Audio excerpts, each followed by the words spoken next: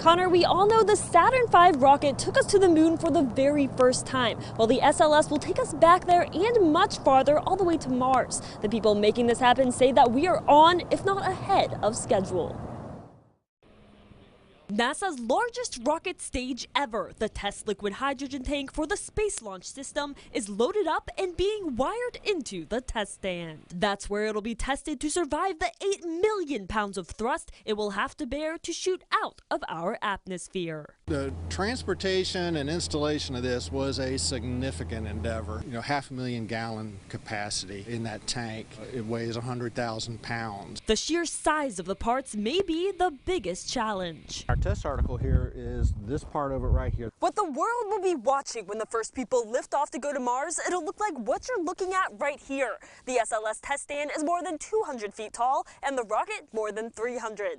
I don't know if it's big enough. In 2020, the SLS will shoot 40,000 miles beyond the moon. Then in 2023, the first people will get on board to fly around the moon. And finally, in the 2030s, it's destination Mars for astronauts. We've been working on designs for so long, but actually get the hardware up here and to start working with it is incredibly rewarding. The test will happen towards the end of May. Stepping back from time to time and realizing what we're doing here is enabling us to get back into space, to the moon and beyond. It's just incredibly satisfying. On course to blaze the trail across the universe, he says they're right on schedule.